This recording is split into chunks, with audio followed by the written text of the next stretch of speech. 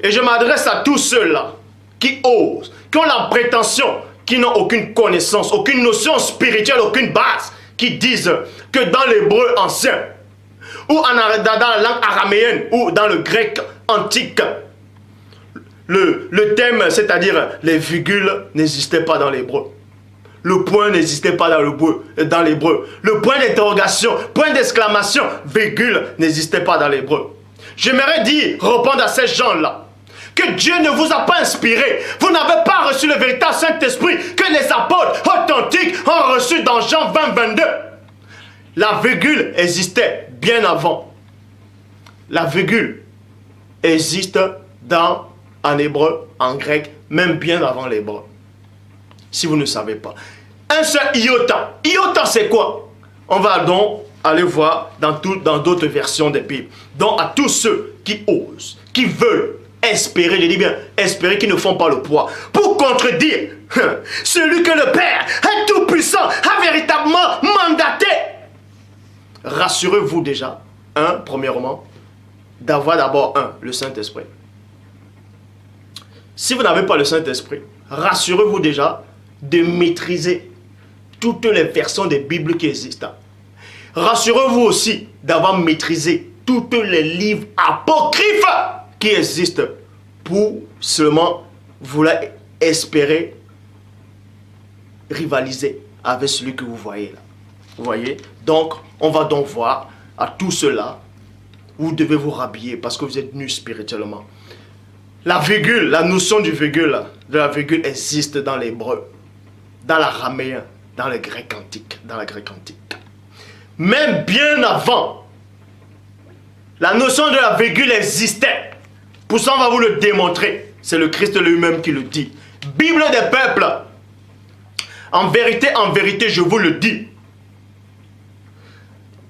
Pas une lettre, virgule, pas une lettre, pas une virgule. Vous voyez, il dit ici, pas une lettre, pas une virgule de la loi ne passera. Pas une virgule. Alors, quand Christ dit dans Jean 3, nous disons ce que nous savons et l'on rend témoignage de ce qu'on a vu. Hein? Il rend témoignage. Il rend témoignage de ce qui est marqué dans les vrais rouleaux que vous ne possédez pas, que vous ne connaissez pas. On vient vous donner des fausses versions des Bibles ici. On troque, on essaie de dissimuler la vérité, de cacher la vérité. Vous acceptez ça facilement et vous allez sur YouTube, Internet, vous prêchez. Dieu m'a dit, le Saint-Esprit m'a dit. C'est quel Dieu qui vous l'a dit? C'est quel Dieu qui vous a inspiré? Ah, le faux Dieu blanc, aux yeux bleus, c'est lui qui vous a inspiré. Bon, moi en tout cas, le vrai Christ, qui n'est pas aux yeux bleus, dit ici là, dans Matthieu chapitre 5, verset 18, dans la Bible des peuples. En vérité, je vous le dis, pas une lettre, pas une virgule de la loi ne passera. Pas une virgule. Donc, tous ceux qui disent que la notion du virgule n'existe pas dans les textes anciens, Christ vient de vous contredire. Donc maintenant, vous fermez vos bouches et vous allez vous rhabiller. Est-ce que vous comprenez? Vous ne faites pas le poids. Vous ne ferez jamais le poids. Même celui dont vous nommez le chérubin jadis, on ne fait pas le poids. Ce n'est pas vous qui ferez quoi que ce soit. Bible, parole de vie. Ni le plus petit détail. C'est pour ça que le Père Tout-Puissant permet que j'entre toujours en détail, dans les profondeurs, et que je m'arrête dans la virgule. Parce que le Christ, le Fils aîné du Père, de mon Père, avait prophétisé.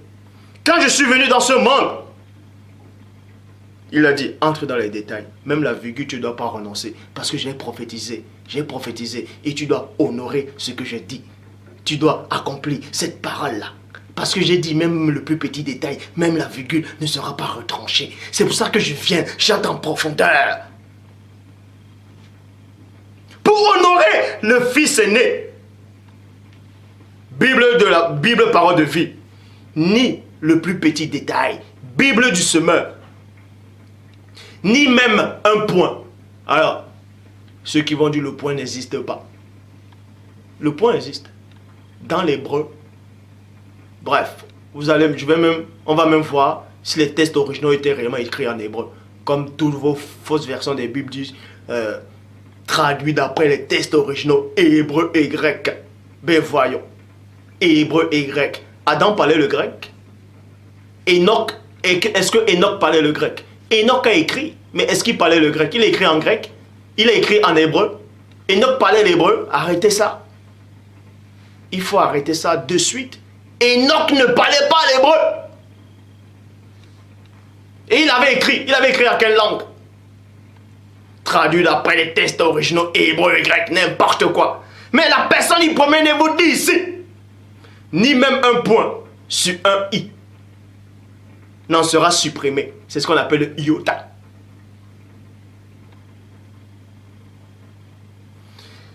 Ni même un i ou une virgule ou un petit détail ne sera supprimé par les véritables fils du Père.